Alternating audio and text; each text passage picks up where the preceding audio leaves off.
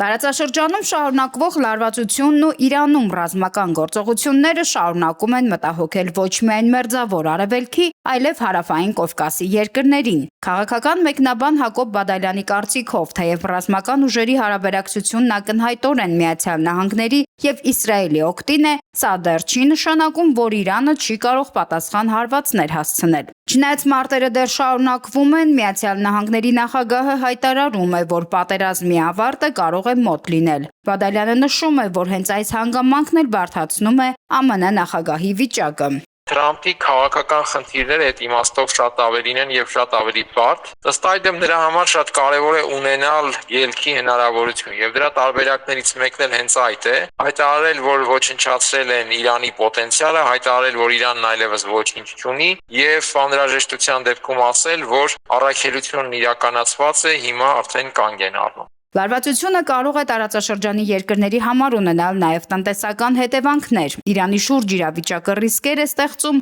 հատկապես Հայաստանի տնտեսության համար, հաշվի առնելով բեռնափոխադրումների կարևոր հատվածը, որն իրականացվում է հենց Իրանի տարածքով։ Իրանի շուրջ իրավիճակը բնականաբար լոգիստիկ լուրջ խնդիրներ է դեպի Հայաստան բեռնափոխադրումների համար, որոնք իրականացվել են Պարսից ծոցով դեպի Իրանի տարածքով դեպի Հայաստան։ Դրանք իհարկե մեր տնտեսության մեջ ըստ տարբեր ցուցանիշների մոտ 1/4-ն են կազմում բեռնափոխադրումների ծավալի, բայց միևնույն է Հայաստանի տնտեսության պարագայում դա շոշափելի է եւ այս իմաստով իհարկե խնդիր է։ Նրա խոսքով պատերազմի ֆոնին փոփոխվում են նաև համաշխարհային տնտեսական գործընթացները։ Նախկինում կայուն եւ կանխատեսելի համարվող բիզնես միջավայրերը եւս հայտնվում են լուրջ փորձության առաջ։ Տեսնում ենք, թե ինչ բարդ վիճակում են հայտնվել ծոցի արաբական երկրները, որոնք այդ թվում առաջին հերթին բիզնեսի վարման տեսանկյունից համարվում էին այսպես աննախադեպ կայունության, կանխատեսելիության եւ վստահելիության միջավայր, բայց հիմա տեսնում ենք, որ դրանք թե քաղաքական, թե տնտեսական առումով փաստացի ներքաշված են պատերազմական գործողությունների մեջ եւ լրջորեն խաթարված է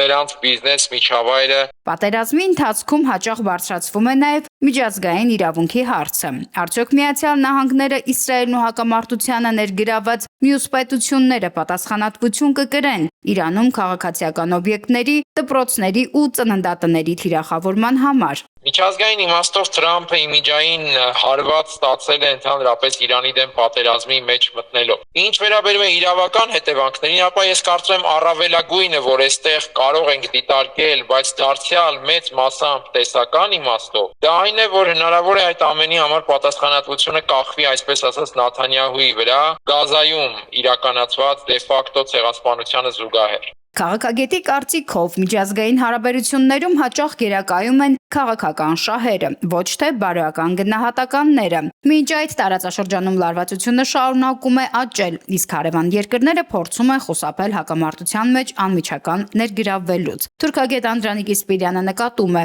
Թուրքիան հակամարտության առաջին օրերին հայտարարեց, որ փակել է Իրանի հետ սահմանը, սակայն սահմանափակումները վերաբերում են միայն մարդկանց ազատ տեղաշարժին։ Բաց է մնում բեռնատարների համար, այսինքն տնտեսության հետ որևէ խնդիր չի առաջանում, տնտեսական առումով սա կարելի ասել սահմանները փակ չեն։ Միևնույն ժամանակ Թուրքիան հայտարարում է, որ պատրաստ է նաև հնարավոր հումանիտար ճգնաժամին։ Թուրքագետի խոսքով Սիրիայի հակամարտությունից հետո Թուրքիան արդեն ունի նման իրավիճակներում աշխատելու փորձ։ Թուրքիան այս համատեքստում զգուշավոր է, չի ցանկանում մտնել խաղի մեջ այլոց դրդմամբ։ Քանի որ հասկանում է կարող է սա լինել դիվերսիա, այսինքն սադրանք լինել երրորդ ուժի կողմից, որ Թուրքիային ստիպեն ինքն մտնի ընդդեմ Իրանի պատերազմի։ Քաղաքագետները չեն բացառում նաև սադրանքի տարբերակը։ Նրանց կարծիքով տարածաշրջանում կարող են փորձեր արվել Թուրքիայի եւ Ադրբեջանի մասնակցությամբ Իրանի դեմ երկրորդ ճակատ բացելու համար։ Նարինե Ղուկասյան, Ռադար Արմենիա։